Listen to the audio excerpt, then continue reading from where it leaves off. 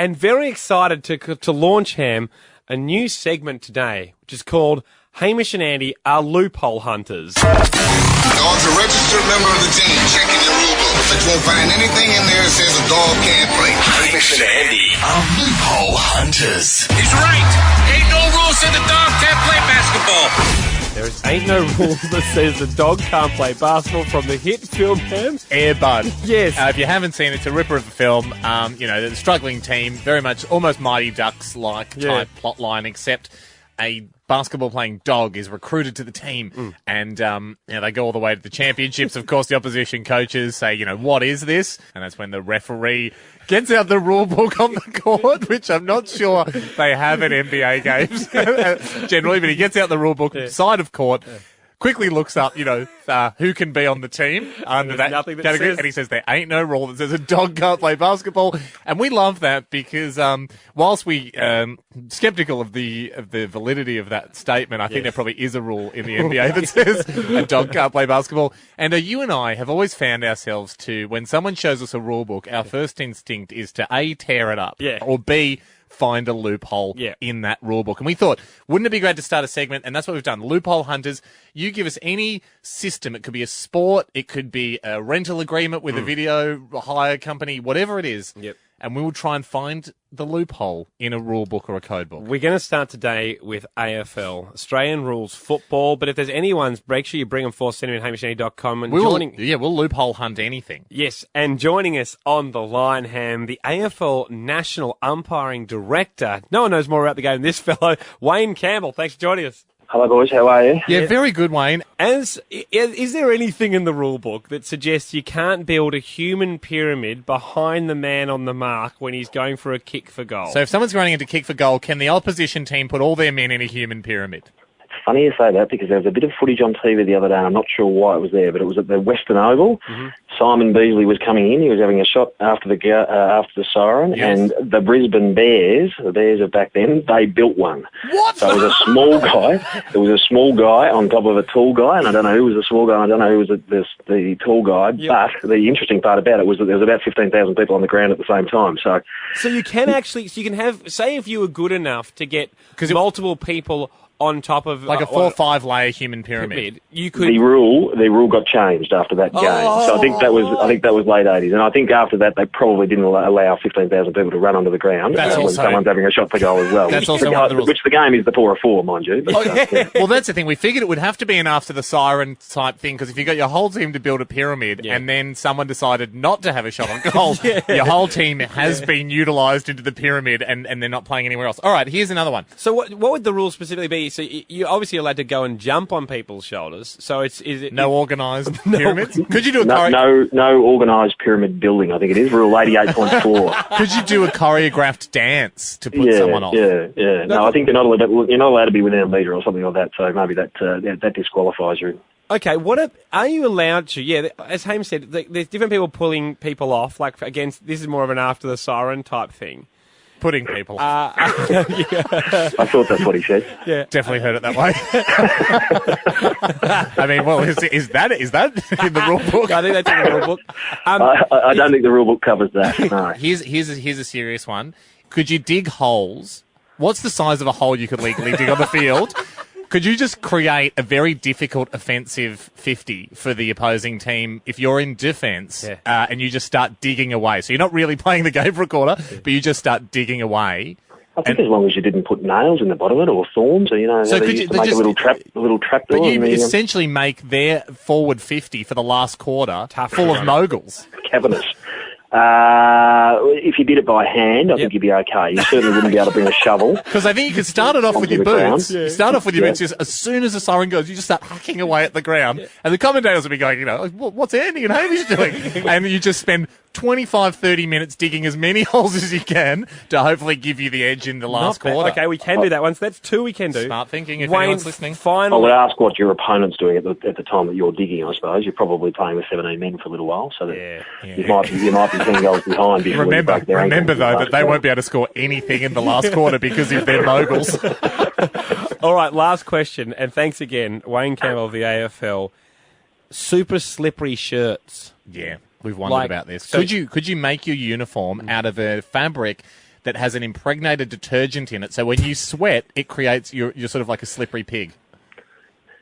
It doesn't fall under my domain of umpiring. Yeah. I think that would be more merchandise or apparel, I suppose you would say. But I'm going to go out on a limb and say no, I don't think there's any rule. So there's no rule against being a slippery pig. Detergent tops. No. So that's 3 yeses, 2 no's for loophole hunting. It would be very annoying though, because as soon as you take a chess mark, the ball now is a slippery pig as well. Yeah. But food for thought for any teams looking to get the edge this season. Wayne Campbell, thank you very much for joining us, mate. Really appreciate it. Thanks, boys. It's been fun. Thank you, mate. Well, more loophole hunting soon on the show. The happy hour. Today the topic is soccer, and it's time for... Dog's a registered member of the team. Checking your rule book. But you won't find anything in there that says a dog can't play. Hamish and Andy are Loophole Hunters. He's right. Ain't no rule said the dog can't play basketball. Yes. There is no rules for the dog can't play basketball, according to that film. Therefore, Anda, on the eve of the World Cup starting, we thought, can we just have another look at the rules and regulations of the world game, football, a.k.a. soccer, to Australians? Can we find an advantage? Can we find an advantage for Australia or any team that's bold enough to take on our plans? Strebre joins us. He's a referee, an international referee, as well as an A-League Football Federation fellow. Wow. Strebre, thank you very much for joining us. Not a problem, guys. How are you? Yeah, We're fantastic, mate. And first of all, discussing there briefly the concept of a dog playing NBA basketball, what would the rule in the FIFA rule book, the International Federation of Football, what would the rule be that says a dog cannot play in the World Cup? Yeah, look, obviously, if a dog comes onto the field and stops the ball from going into the goal, unfortunately, the referee will disallow the goal and we'll have to restart another way. What if the dog is a... So if we were winning, could we release thousands of dogs? Yes, you definitely could, and the referee will just have to stop play. So it's definitely a way that we could, if we were up 1-0, it's definitely a way that we could, halt play. So Australian fans booked out the entire defensive half, and we all had a greyhound each that was trained to chase the ball. Yeah. And any time it looked like someone was, one-on-one with the goalie, we all just released, say, 50 to 100 dogs. Yeah, definitely it would work. Yep. Great. Right. Okay, well that's our first good one. competitive advantage. Is there anything in the rule book, Strebre? I mean, the referee would get a bit sick of it. They'd have some words with those. I just think security at the gates of all these venues, as we all walked in with 30,000 dogs, seeing eye greyhounds, pretending we're blind on the way. All right, okay. Is there anything in the rule book, Strebre, that says you can't, like, say, could your team outfit be the same colours as the referee's outfit? So when you're out there, it would appear like the referee's an extra player, which would really put off the defence. Yeah, look, we try, and the referees have a different a few different colours. So we look at that before we go out onto the field. So we're different to the players. They've thought of that. Okay, another one. A lot of my, I realise a lot of my loopholes are about protecting a lead. Yeah. This again would be a good trick to use. Say we were 1-0 up and we just needed the win. Is it illegal for, say, we've got the ball, I lie down and I lift up my top. Then Andy kicks the ball up my top, and then I capture it under my shirt, right? So I've now captured the ball between my shirt and my top. Yep. I haven't touched it with my hands. It's now pressed against my tummy. Well, I mean, if it looks like it's accidental, yeah, sure. I mean, you've got to take into account the referees have got a lot to think about during a game, and with the communications equipment these days, there's a lot of big issues that the referees talk about. So then if Hamish ran away from every player... how would they get it out? I mean, if they went to kick it out of my top, is that a dangerous tackle? Yes, it is. So essentially, could I run down 30 minutes with the ball up my top? For a couple of metres, maybe, and then it would have to get out somehow. What? So then the ruling is if you've got your ball up your top too long, is there a specific rule with regard to the ball being up your top? Yeah, look, unfortunately you can't have it up your top. Okay. How about this? But then? I mean, there's no specific rule, though, that comes to mind. Yeah, no. A bit of common sense might kick in from the ref. Pretty much, yeah. Okay. 2 quick ones then. I know because we know you're a busy man. That's okay. First one, can the goalie wear oversized gloves? So how big could his gloves be? Pretty to cover his hands. Now, it could be perceived that he's got very big fingers, so... What about 5 metre long fingers? Yeah, look, maybe not. Yeah. No, Okay, but is so- there a rule? well, Like, is there a rule? what if he's... I like it, Ando. What if he had gloves on that were 3 metres long each, and he tied the ends of his gloves to each goalpost, so he just Yeah, had... look, Would there But be, is there a rule against that? as long as the equipment is safe to himself and everybody else, then he can wear the gloves. Okay, quick. What quick about last- net gloves? So his gloves are a giant net that he ties across the front of the goals. Yeah, no, he can't wear those Can't either. have net No. gloves. Okay, quick last one, because we've got to go. But can the goalie, got one more. against defending, could the goalie paint? Is there anything against the goal painting the ball green so it's quick, it's hard? Like, say every time he got it out of the back Yeah, of the net, what if he had green paint in his drink bottle? Yeah, and he and he spat spat- green paint all over the ball. Yeah. Yeah, no, he couldn't do that either. There's probably 10 balls that come through a match, and if a ball's damaged, then they'll have to be replaced. It's a lot of paint to put through your mouth. Can I ask one quick please, Jack? I know we've got to wrap this up. Is it illegal to dig a hole on the field with your boots and your hands to then, in the second half, if you're one up, Just put the put ball in the hole and you protect the hole? Look, it is illegal to dig holes. I mean, you should get a yellow card for marking the field. But look, No, they've thought of it. If the referee doesn't see it, then Oh, yeah. No, I'm thinking like 2 metres deep. He'll see it. Strebray, thank you very much. Good luck out there. I my love the friend. dog one, though. not a problem, boys. Enjoy. Cheers, buddy. It's the happy hour, Hamish and Andy. Go buy some dogs, everyone. From time to time, we play this. Dog's a registered member of the team. Checking your rule book, but you won't find anything in there that says a dog can't play. Hamish and Andy are Loophole Hunters. He's right. Ain't no rules in the dog can't play basketball. I bet there is. But based on that scene from the hit film Air Bud, Yeah. where they allegedly look at the NBA rules of basketball and find out that there's no rule that says a dog can't play basketball And a dog wins them the match. and a dog wins a championship, we thought, loophole hunting, it is something that we do enjoy doing. When presented with a set of rules or regulations, whether it's for a sport, a shop, a buffet, Yep. I'm always keen to break the rules of a buffet. Or a TV show. TV show, whatever the rules are, can we find a loophole in them? We've done a few sports before, Ando, but yesterday we were talking about Eric the Eel, who was, of course, the famous swimmer from Equatorial Guinea at the 2000 Olympics. He swam the 100 metres in just shy of 2 minutes for his heat. The winner of that heat was around about the 48-second mark, was Peter van der Hoogenband. He'd set the world record. And some over 1 minute later, along came Eric splashing down the pool. But much loved, everyone cheered, everyone had a great time. Good on you, because you've never swum in a pool before. And I suggested what Eric's plan could have been to hide at one end, to go and learn how to hold your breath, get to one end, and then go underwater, because if people leave their lane or leave the pool before everyone's finished, they're disqualified. And it's a brilliant plan. If he could hold the world record for holding your breath is up around the 7 minute mark. Exactly. All we're asking Eric to do is learn to do 3 minutes. Exactly. Because if you're in a 48-second race, you're not hanging around for 3 minutes in the pool afterwards. David Gregory joins us from Swimming Australia. He's a FINA starter and a state referee. He knows. David Gregory, thank you for joining us. Thank you. David, First of all, could Eric the Eel have done that, held his breath at the other end for 3 minutes and tricked everyone into thinking that the race was over? No, you can get out of the pool, okay. and you can actually go into another lane, but if you interfere with another swimmer, Oh, right. Okay. you get disqualified. So you could do a bit of like you pushing hop your hand. out of the pool Yep. and then re-enter the pool while the race is happening, Yep. and Australia should know this one. Yeah. We lost a gold medal at the Olympics Yeah, we with the jumped medley team. We jumped in. Yes, our jumped team, we in. won and we jumped. Okay, so on that one, here's another loophole.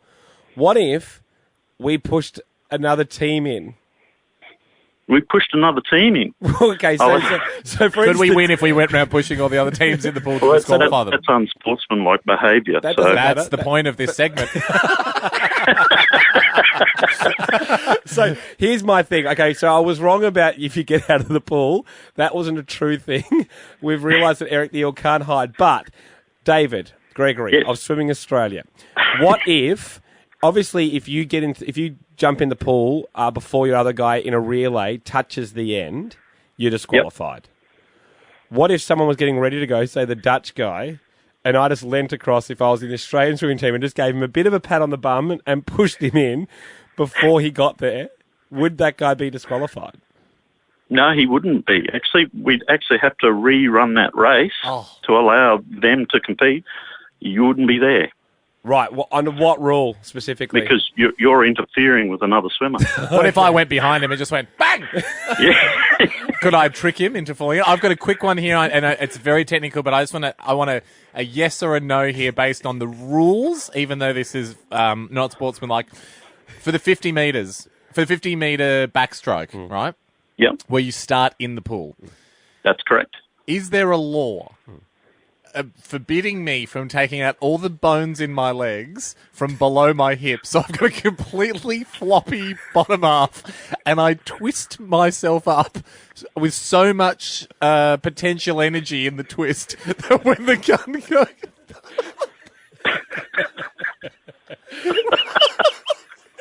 That you're like a spring now. Yes, I'm like a propeller. Look, I admire your thought, and you're going to win the start. Yeah, the start. No, but I've got so much elastic potential not gonna that happen, it gets me the length of the pool. No.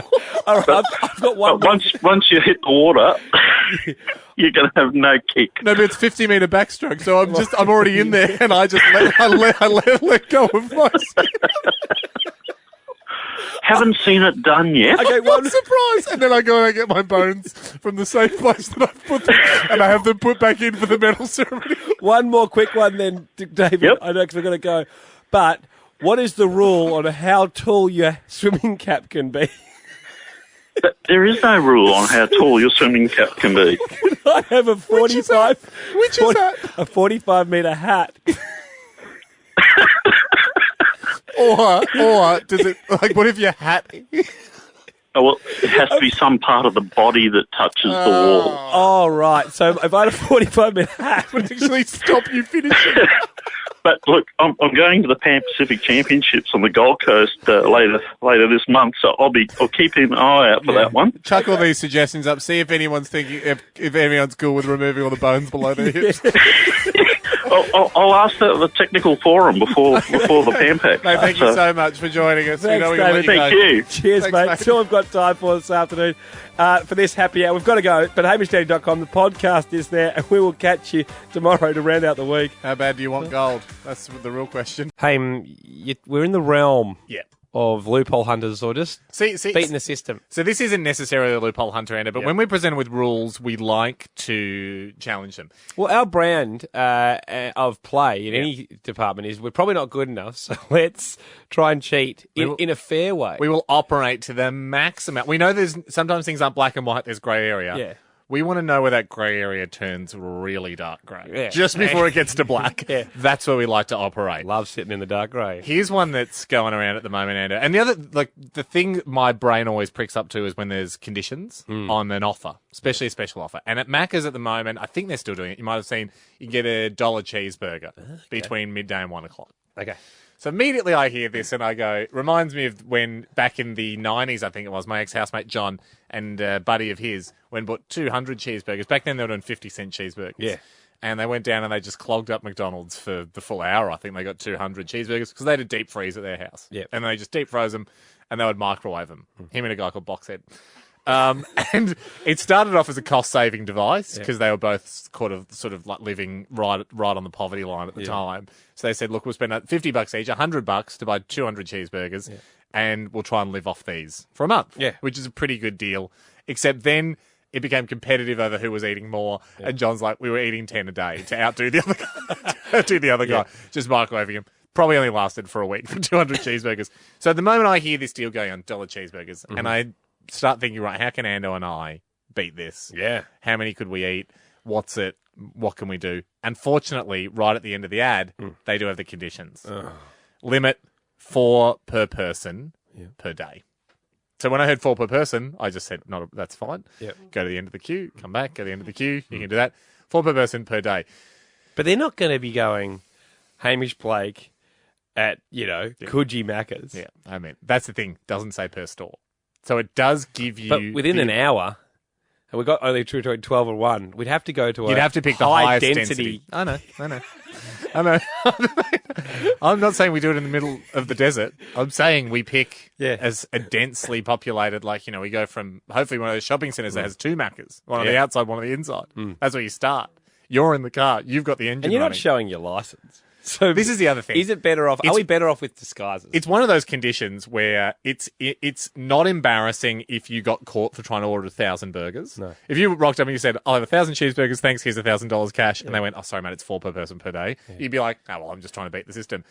If they had to go to you, "Sorry, but I think you're in earlier and you already bought 4, and now you've got Groucho Marx glasses on without a red wig, and you're only buying 2 this time." That's going to put you at 6 for today.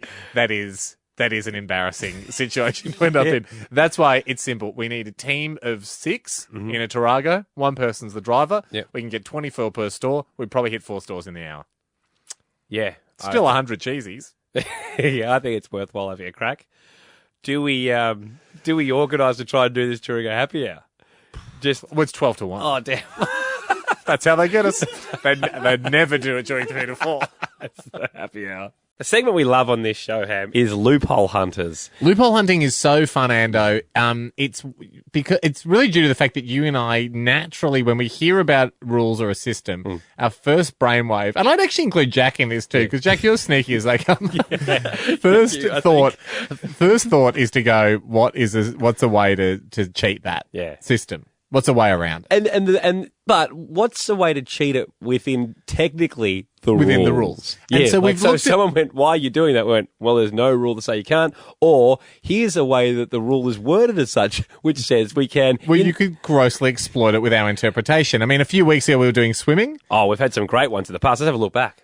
The AFL National Umpiring Director, Wayne Campbell. Someone's running into kick for goal. Can the opposition team put all their men in a human pyramid? No organised pyramid building, I think it is. Rule 88.4. Strebray, A-League Football Federation fellow. We were winning.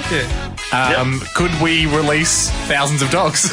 Yes, you definitely could, and the referee will just have to stop play. David Gregory joins us from Swimming Australia. What is the rule on how tall your swimming cap can be?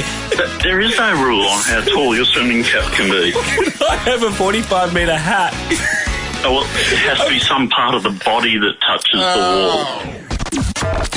Dog's a registered member of the team. Checking your rule book, but you won't find anything in there that says a dog can't play. Hamish and Andy are Loophole Hunters. He's right. Ain't no rules said the dog can't play basketball. Okay, that is a classic scene from the hit film Air Bud. If you haven't seen it, grab a copy. This weekend's a wonderful film where a dog plays NBA basketball and wins the championship. The dog also wears sunglasses a lot in the film to really add to its more than dog persona. We should make NBA or basketball one of our next Loophole Hunters, just to double check, just to find out if that quote ain't nothing in the rule book that says a dog can't play basketball. Well, let's just to figure out how untrue that is. We're going on a break on Friday, so let's by the end of the week do another Loophole Hunters and let's do basketball. So get your thinking caps on, Ham. Get the NBA. I mean, could we try and get an NBA ref, because then we would know for sure if Air Bud could have been a true story. Yeah, good call. All right, let's do that. But in the meantime, Ham, we have back on the line a referee, international and A-League ref for the Federation Football Australia. Strebray, thank you very much for joining us. Hi, guys. How are we? Yeah, we're fantastic. Here's one that got sent in from Lewis. Sorry. Okay, well, Strebray, this is... I've just read his name. I thought his name was Lewis Polefinder, but it's obviously Loophole Finder. Yeah, right. Okay, Loophole Finder. Yeah, okay. So well done. He's got us. It's from Lewis Polefinder. Sorry about that, Strebray. That's okay. Okay. It is inspired by something you brought up, Ham. Okay. Yeah. He says, here is the idea. Step 1, source a tall man with a large, full, and thick afro. Very, very thick. Okay. Cut a deep bowl-shaped hole in top of the afro. Okay. Yes. This is... okay, I think I know where we're going here. Can I just preface this by saying one of most of my soccer loopholes were focused around digging a hole in the pitch, putting the ball in, and then lying over it again to protect your lead. Yeah. This one, you then chip the ball into the guy's bowl on top of his head. Yep. Right? Yep. Bowlhead then sprints the field and dives into the goal. It's legal. It's a bowl goal. It's completely legal. Unbelievable, but legal. Spreadray, could you do that? Yes, you can. Yeah, you could, couldn't you? As long as his hair, as I said before, is not dangerous or there's no plaits in it or anything to keep safe the ball hair. in there. To keep the ball in there, then, yep, it's all good. No dramas. So, and there's no way anyone could really tackle it out of his hair, is there? Well, they could challenge for the ball by maybe going up for a header or something to try and dislodge it. But once it's in a his safe hair, manner. once it's in his hair, wouldn't that be a foul if they tried too vigorously to get it out of his hair? No, if he can keep it in his hair, then that's fine. And do you think If someone knocked him over, take the free kick, chip it back up in, and or just ask if you can start with it in your hair again? Because it wouldn't have to be an amazing chip either. He could be lying right down next to the ball, and someone just pops it in with their foot. Then he gets up very, very quickly. Yeah, it would mostly the other team would be trying to kick the bird out of the nest, though, wouldn't they? Could they? Pretty much, yeah. If somebody leapt up and was able to kick his hair and dislodge the ball without touching his head, would they get in trouble for that? Yeah, that'd be regarded as dangerous play. So that he would again get a free kick in that situation. Awesome. And so this procession would just go down the field, free kick after free kick after free kick. What about the goalie? Was he allowed? Yeah, could the goalie brush it? The goalie could just take it out with his hands, couldn't he?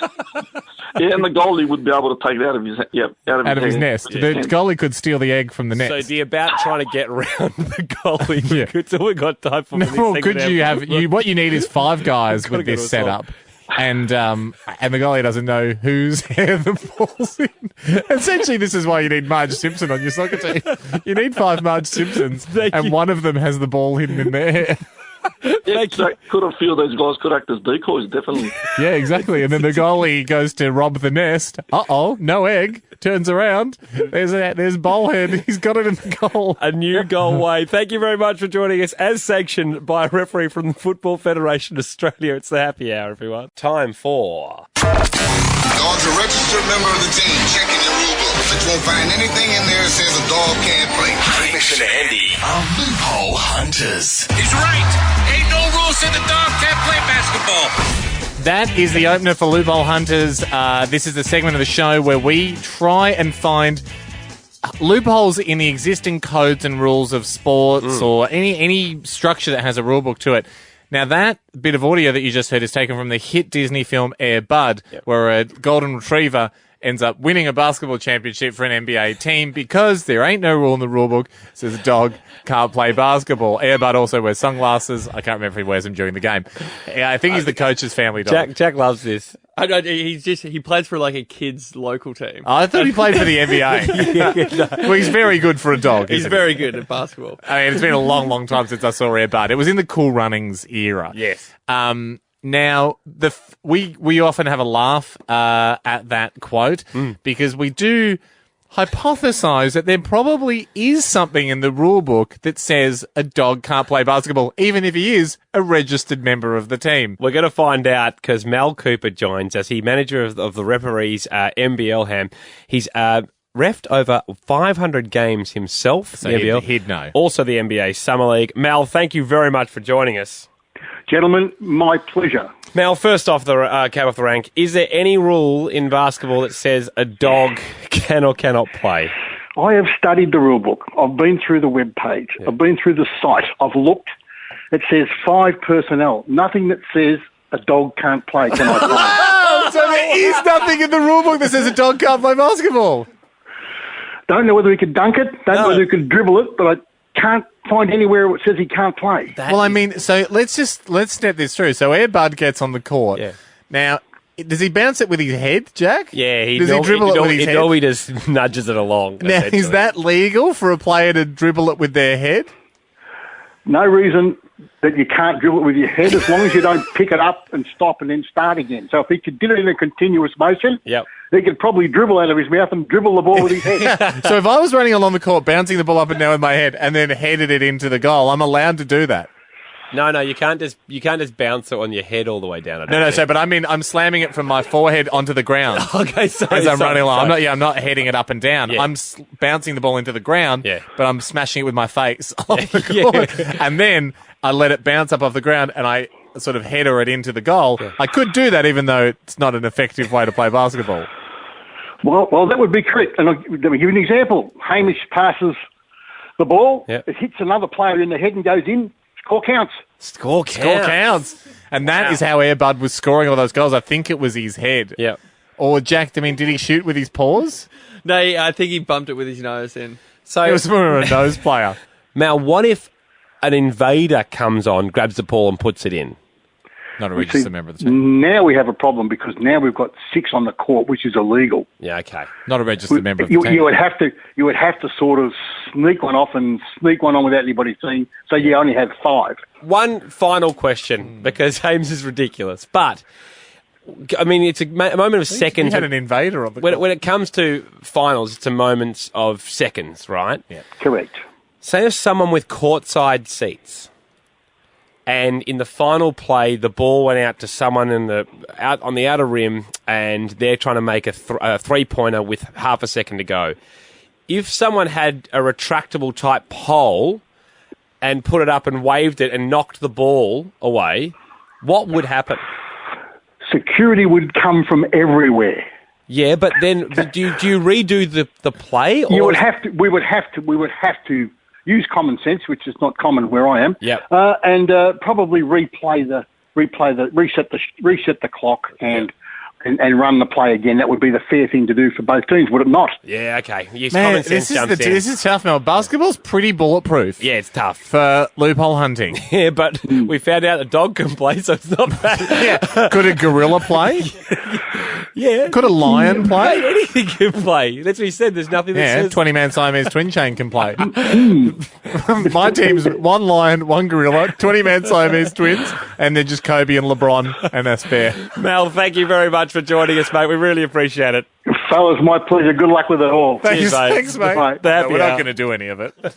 Racing we are discussing today. That's the topic loosely, and it's time for... Dog's a registered member of the team. Checking your rule book. But you won't find anything in there that says a dog can't play.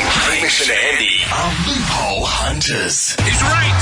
Ain't no rules in the dog can't play basketball. And we did go on to find out that there isn't any rule to state that a dog can't play basketball. Except the rules of nature, which state that a dog is a poorly equipped animal to play a sport requiring you to have hands and a large vertical leap.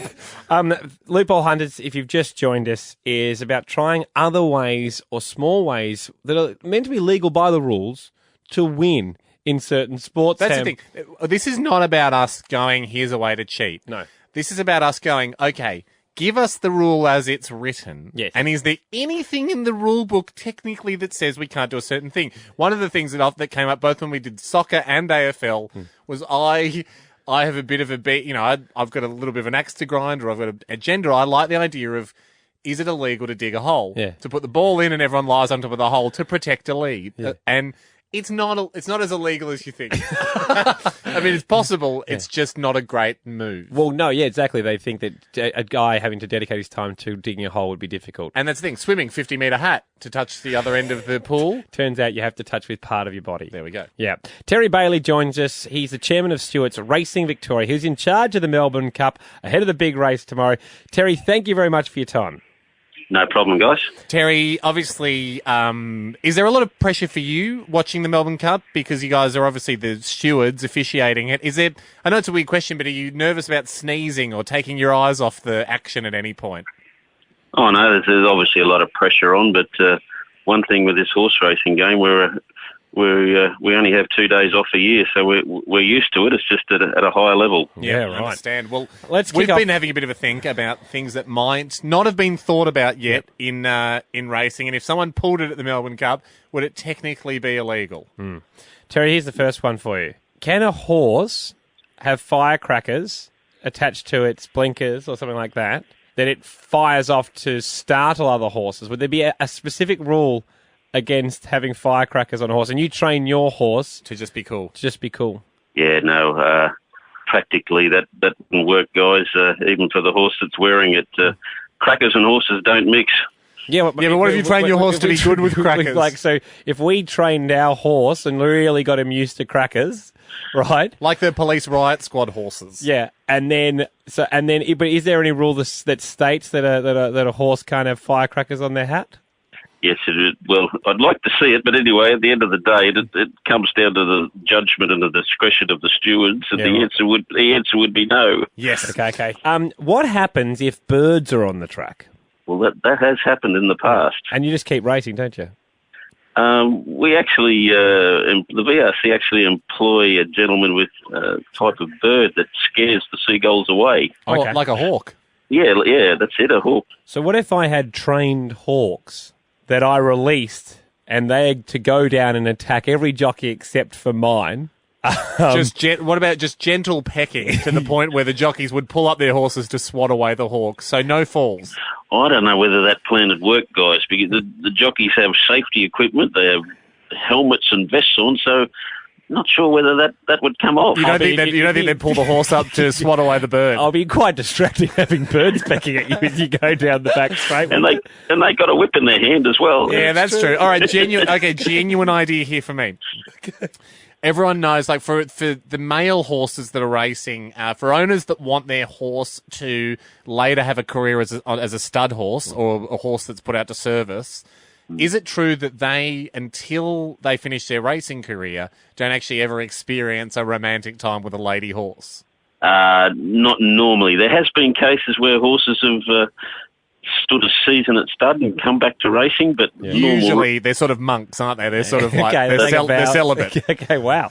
Yeah, absolutely, that's normally the position. If you were in a race with a lot of these monk horses and you were able to get your hands on some horse pheromones, could you go and smear the track with pheromones before the race, and then the gates open and all the guy horses or the monk horses are just, the waft hits their nostrils and they all get distracted and randy, and you're riding the lady horse who's not bothered by it and just runs off and wins? I think you've got it, boys. I think you're getting close. That's the way. That's it. Just spice the rails up with pheromones. We'll have to have more security. Terry, thank you very much for joining us, mate. Good luck tomorrow at the Melbourne Cup. Appreciate it. All the best. Cheers, mate. Terry Bailey there, Chairman of Stewart's Racing Victoria, in charge of the Melbourne Cup. It's not crazy. Nah, between us hiring a few hawks... And then you got half the field's distracted by becoming randy. Yeah. I don't know. Certainly play havoc with the field. It's the happy hour. Yeah, boy. You and I love a loophole.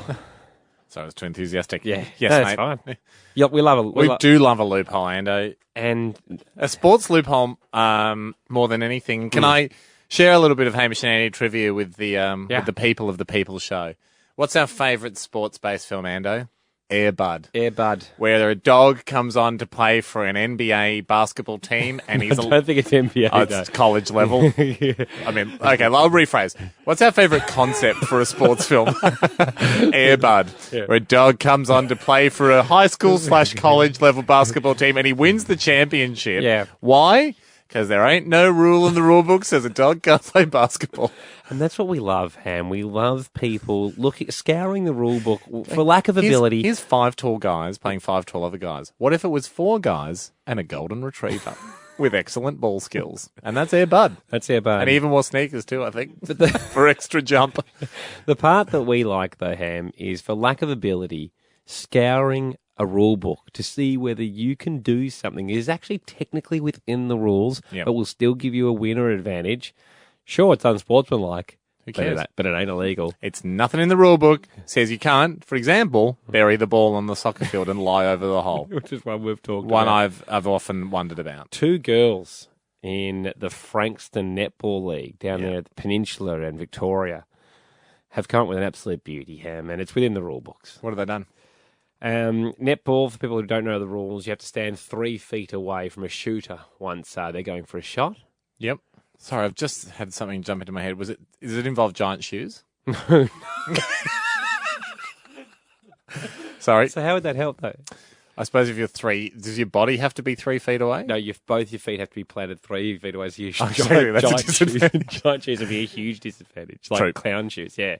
Or unless you... Yeah, no, so forget about it. I mean, you could have big fake shoes out the back. You see that your heels are 3 feet away, but your body's a lot closer. Play on. It's not that, is it? No, keep going.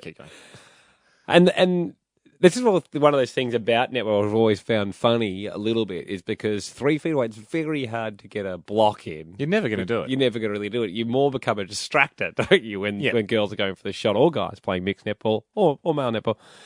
What these girls have done, though, is one of them dropped down on all fours, right, and creating like a table. Great. And the other girl stood up on top of her, creating extra height. And rejected the other girl.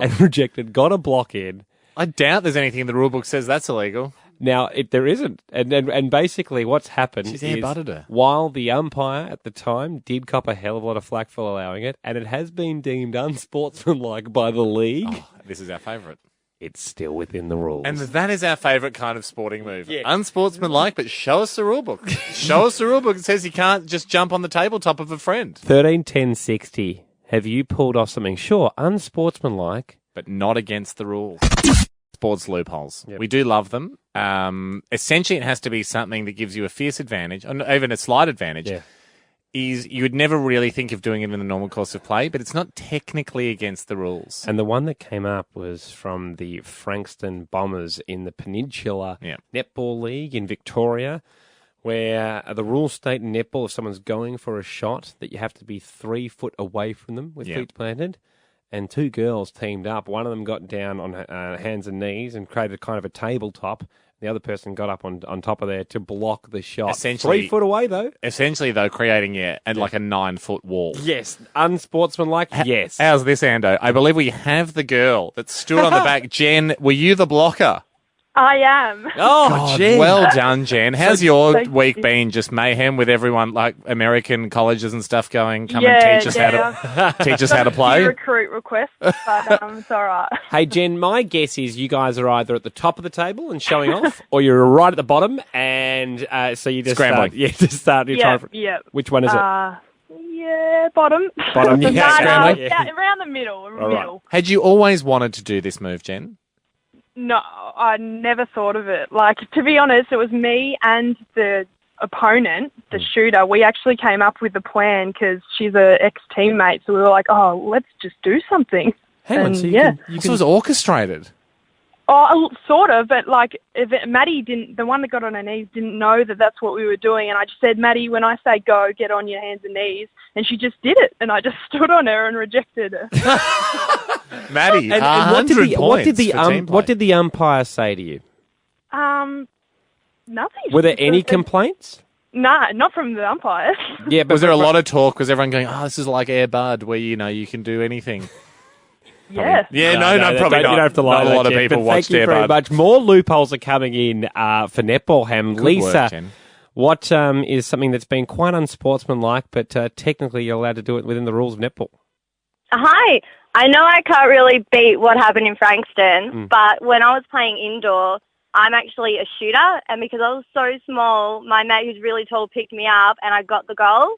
And because there's no rule against it, they actually still counted it. So there is no rule against. So you could leap onto someone's shoulders and dunk it. Who knows? Probably. I don't think you're allowed to touch the ring in netball, Ham. Oh, very. No, you're not. Almost dunk it. Yeah, but you could certainly just sit pop it in. You could pop it in. Well done, Lisa. Lucas, in mixed netball, you found a loophole. Yeah, similar to the standing on the girl on the ground, we had 2 guys on top of each other just blocking the shot standing in front of the net. Right. Like on shoulders? Yeah. And what did the ref say to you?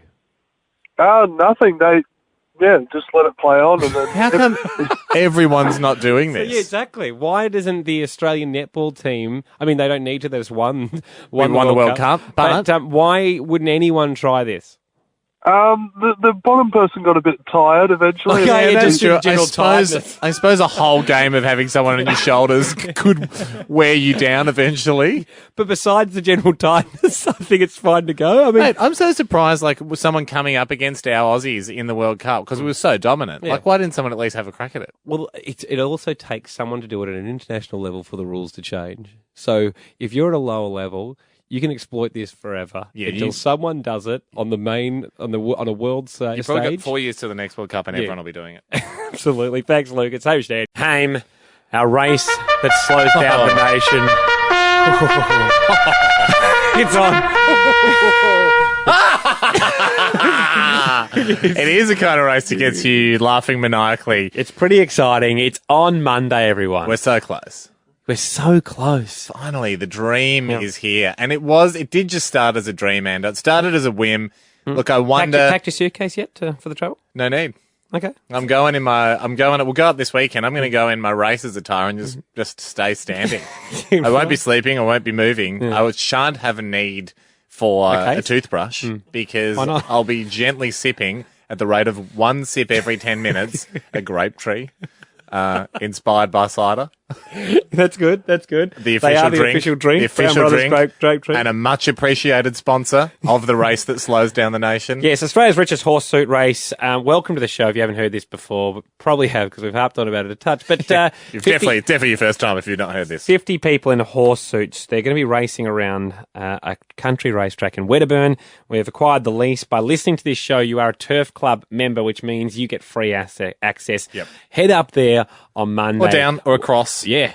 Or stay right where you are if You're in by Wedderburn. very, very slim chance you happen to already be in Wedderburn. Because, Hame, our race will happen just after 5, but a parade in the town is organised. The town itself has closed down some roads. That'll be happening around 12:30. As you can see, all the people in their horse suits. It's our first time organising a professional sporting event, Hando. And when you have a sport, especially a sport you've sort of half created, which is horse suit racing, it needs rules. It needs a code of conduct. Yep. When they invented even something like athletics running, they kind of probably had a rule book. Yeah, they do. Just things like, here's your lane. Yeah. Stay in it. You can't chuck a shoe at another competitor. All the stuff that you'd probably think about to go, how can I win? So we've got the official race rules here because a lot of people have been emailing in with what they think are loopholes, but we think this clears it up for all the people inside horse suits running. Is there a on Monday? Copy of these rules? Do we have them up at Facebook or? I think they've gone out to the races and they've had to sign it. True. So Okay, yeah. Everyone, so all the people, all the horses racing, everyone in a horse suit has looked at these rules. But let's just do a final sweep of them too. And 131060, if you reckon you can sniff a loophole here, let us know. So two-person horse suits will be given a handicap start of 200 metres. That's fine. We understand that? That's a rule? Yes. So we should point out there are different varieties of horse suits getting run in. Yep. And a one-person suit versus a two-man suit. We thought the traditional two-man suit should be celebrated. It's also harder. Rule number... hence a 200-metre head start. Rule number 2 is important, though. Two-person horse suits must stay connected for the entire race, including crossing the finishing line, no split and sprint, which is a tactic we would certainly use. And it's a lot easier if you're in a two-person suit. One of the same rules applies to the Melbourne Cup. Yep, no split and sprint. None of those horses are allowed to split up. The jockeys can't get off the horse and run, because we all know jockeys far faster than horses. All horse suits must be properly worn for the entire race, including crossing the finish line. I got a question for you. So there's one of the horses I think is not a complete head horse mask. It sort of just lacquer bands onto the face. So it's a plastic snout and there's some like weird horsey teeth and like the nostrils and stuff. If that person's running and they lift the mask up and pop it on their head, no, that's not allowed. just... It ruins the spectacle for people and everyone will yell out, hey, that's a person, that's not a horse. And we don't want any of that on the day. So would we disqualify someone for that? Yep. And the way you start... I think we need binoculars. The way you start is the way you meant to finish. Here's the tough one here. If you lose a hoof... Yeah. If, are you stopping to get that or are you keeping it going? Because some of the hooves at the bottom, there's just like a kind of elastics over the top. I feel that's I think if you lose anything bar your head, if you lose your horse's head or the horse's face, you do have to go back and collect that. Yeah, but it must be Like if properly worn. If your tail falls off, much like the Melbourne Cup, if one of the horse's tails falls off, they don't have to go back and get it. It hasn't. It's rare, like to get spontaneous alopecia of the bum. But sometimes with a horse, you could just lose a tail. No physical contact or rough contact between the horses. That's a big one. Horses must stay on the track at all times. Any horse that leaves the track is going to be disqualified. We're looking at shortcuts there. No horse are allowed to intentionally block other horses. Yep. On a photo finish, and boy, I hope there's one. Yeah. It'll come down to you and I to decide. And let's just change this to everything's at Hamish and Andy's discretion. Because the buck has to stop with someone on the day. We'll try and be fair, but we're going to have to. There has to be someone in there that's making a call. No false starts allowed at all. If you false start, you're disqualified. Get out. You're out. Rule number 12: no personal calls. Yeah. It's going to be a business day, so don't. All right, one personal call after you've won. That's pretty much the rules. 13, 10, 60, do you find any loopholes there? Like if you were in the race. We'll also talk to a few of the horses themselves to see how they've gone with preparation. Can we try and talk to the guy building a Trojan horse? Like, is that still happening? I think it's still happening. Jordan, you heard the rules. You think there might be a loophole? Yeah, what if the two-man horse suit ran sideways? More than welcome to. As in, so they both face the front and twist themselves around. I thought you meant crabbing, which I don't see as an advantage. Okay, so they're both they're not. One's not running into the back of another one. Yeah, they're running shoulder to shoulder. Yeah, running side by side. We're gonna that'll be disqualified. But and I think under the rules that everyone should remain as horse-like as possible. We actually let's write that in, Jordan. That's good. That's a great one, Jordan. We will let them know. We'll fine you for unhorsemanlike behaviour. Jacob, a loophole? Yeah, you guys did not say anything about drug testing. There could be... Yeah, that's fine without a race. 100% fine. 100% fine, okay. No, we're only at the amateur level here, Jacob, so we've certainly got the blinkers on when it comes to that one. We frown upon it, but... All right, no worries. Certainly discouraged, we just don't have the science to... technology to be able to apply to it. So it's certainly... If you've been pumping yourself full of roids and lead up, all power to you, because we can't catch you. Well, we heavily frown upon it. No. Let it be known it's an honesty system. But within honesty systems, there are ways to exploit them. Stephen, we talked to you first, our international entrant representing Ireland in a mammoth suit with your partner. Stephen, how have you been going? How's preparations? Well, first, ahoy, boys. Yeah, ahoy, Stephen. Happy Hunter Friday. And to you. We've been going pretty well. We went for a practice run at Collingwood Track on Tuesday night. Oh, wow. We had a bit of an audience. A few people asked us what time we clocked. We weren't quite as fast as you, Andy. You and Jack. And Jack, yeah, you were a bit faster, but we'll carry on refining over the weekend. And now, did you try your partner in the front, you in the back, or you in the front, her in the back? Did you mess around with the order? No, that's what we're going to finesse over the weekend, and I think we'll have the magic formula. Stephen, who was at the front, you or Fiona? Me, because I'm quite a bit taller than Fiona, so we can sort of both stand upright and run. If I go at the front, it works pretty well. But huge advantage. I think that's smart, Stephen. I'll tell you why. Is because she's less likely to step on your heels with the shorter legs at the back. That'd just be a little bit of a tip. True. Yeah. And when you say, Stephen, when you say at Collingwood track, do you mean as in where the Collingwood Football Club trains? No, Collingwood Athletics track. Okay, you get special permission from the club. We've been working with some of the elite Australian sporting teams. Well, we can't wait to see you, Fiona, in the mammoth suit out there, mate. All the best with final preparations. Tom. This is a big one. Tom, first of all, ahoy and welcome. Ahoy, boys. Now, Tom, for people that have been listening to the lead up here, you're one of the heroes of this race because you won the... Or villains. But I was going to start with heroes first. You won the Stall Gift many years ago, which is an amateur foot race. There was some allegations of you pretending to be slower than you were in the lead up, so you got a hefty handicap, and you haven't run since, Tom. How are you feeling heading into the race? Yeah, look, I was feeling pretty good until maybe Friday 2 weeks ago when you had the current stall gift winner on there. I thought I might have had a chance over some of the other guys, but Murray Goodwin's looking pretty good. So training's been limited, put it that way. It's got to be different though, Tom. I mean, you're used to running 120 metres tops. How different is that to an 800-metre run? It might as well be a marathon. Yeah, okay. Well, you will be running as Rascals Redemption, the horse. You never admitted to cheating in the stall gift, but there's certainly some will call you a rascal of the race. So this is Rascals Redemption. Certainly a crowd favourite, Tom. Thank you very much. Look forward to seeing you, Wedderburn.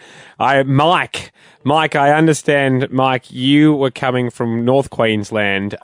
Pumper is the horse for you. Mike, talk us through it. I understand you're no longer running in the horse suit. Mate, I've had to pull my fake son, Jake, into the suit. Oh, really? Now, Jake's a little bit fitter than me, but we thought after when we had the first interview, we thought, you know what? Surely we can smash Stephen and Fiona's friggin' mammoth. Yep. Surely. We've got this in the bag. So we've done no training. Yep. But I worked out that my birthday is on the not mine, Pumper's birthday is on the 27th of August next year. Yep. So we're going to use the trip to meet other horses because he knows no other fake horses. All right. And invite them all to his birthday. He's never met a fake horse, so that's beautiful.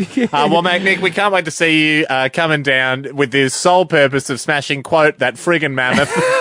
It's going to be epic on Monday, mate. Good luck. Be safe on the roads because it's a bit of a trip for him. I'm pretty sure Mick's coming down from Queensland. Yeah, he'll be at the pub Sunday night, Ando. So we'll be able to have a sharpener with Fantastic. Mick. Bit of a pre-race sharpener. All the details for the event, HamishAndy.com. Come along. We'll see you. Birds of Tokyo, Jess Malboy, and the race that slows down the nation's pants on Friday. We've got to go to a song. Would you mind sticking around? No worries. We're going to ask you some questions about the rules of tennis. Hamish and I, not great at any sports, but also tennis. So when it comes to these sports, we like to think of loopholes in the rules rather than actually improve our ability. We reckon our best chance at playing at the top level would be scouring the rule book and finding an area that the rule makers haven't even thought of to give us an edge. So we got a few questions. Get me on a few of those. Okay, it's after this with Leighton Hewitt, Hamish Andy. Still joined in the studio by Leighton Hewitt, of course, captain of our Davis Cup team. It's so good to have team tennis being played in Australia anytime it comes out. Leighton, thanks for sticking around. No problem. Ticketek.com.au. It's at the Sydney Olympic Park Friday and all weekend, everybody, to go see Australia take on Slovakia. We think about sports a lot, but how we essentially could find loopholes in the rules, Leighton. Yep. Like, for instance, is it illegal for, like in an AFL game, if someone's going to kick a goal, could the whole other team build a pyramid or a wall on each other's shoulder in the goals? Yes. Like, could you block up the goals? Yes. Yeah, well, I guess you could. I mean, it takes a while to organise it. That was probably our downfall when we came up with that one. And but after the siren, you'd have enough time. You'd have enough time. Themselves. But I mean, then if you're the guy kicking the goal, you'd sort of see them assembling. And you'd do it quickly. You'd probably go, I'm not going to let them build the full wall. That could put him off. I mean, look, it's still, good point. It has. It would certainly put Carlton off, wouldn't it? Oh, thanks for that. Nice little jab. It has an impact. Okay, we've got a little opener. Dog's a registered member of the team. Checking your rule book, but you won't find anything in there that says a dog can't play. Hamish and Andy are Loophole Hunters. He's right. Ain't no rules said the dog can't play basketball. This is us loophole hunting. There is a classic quote there from the hit film Air Bud, where a dog comes on to win a college basketball game. Under the quote, there's nothing in the rule book that says a dog can't play basketball. We're almost positive there is, but doesn't matter.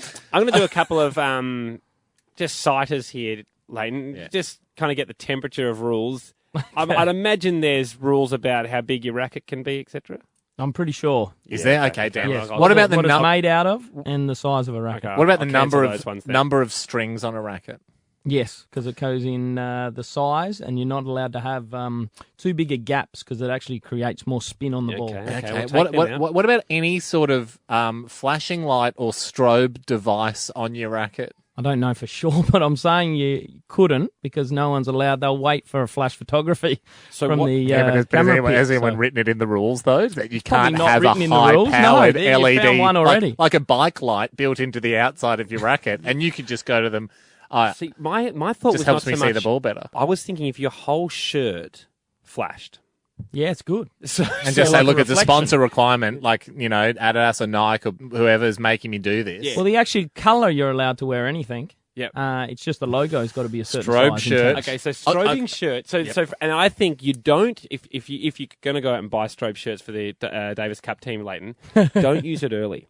I think in pressure points. Yep, put it on at a change of ends. Like a tie break in the fourth or fifth set. Sorry, ref, I'm a bit sweaty. Just going to pop this shirt on.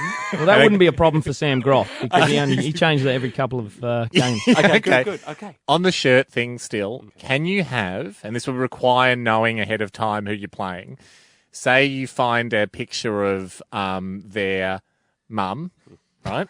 Yeah, like the mum giving a thumbs up to you. Kind of like, so I would have a picture of Andy's mum giving me a thumbs up. It just says, she's barracking for you. Yeah, it says go home. Like it's still a small logo, but he would see it, Andy would see it and be like, why is this guy a picture of my mum cheering him on? It might fire him up more. Yeah. Okay. And it's just interesting to see if it's an option. I wondered whether this could happen, particularly in doubles, if you had a tennis ball printed on your top. Yeah, that'd be confusing. So when you're close up and volleying, you might see, because obviously you volley, see a couple of balls. Yeah, you volley from your chest often. Would that? Yeah, absolutely. Okay. And it would be very hard in quick reflex volley at the net. It would be hard. Could I wear a suit completely made of tennis balls? Yeah, possibly. Leighton Hewitt, thank you for joining us. Okay. A couple of thoughts for you ahead of the Davis Cup against Slovakia this weekend. Please just footnote us if you use it. Yes. I don't have huge hopes. I mean, if someone waddles out in a suit completely made of tennis balls, we'll know this has had an impact. Tickettech.com.au, everybody, for the tickets. Out at Sydney Olympic Park, Friday and all weekend. Cheers, bud. Thanks for coming in. Good luck, mate. Thanks, boys. Cheers.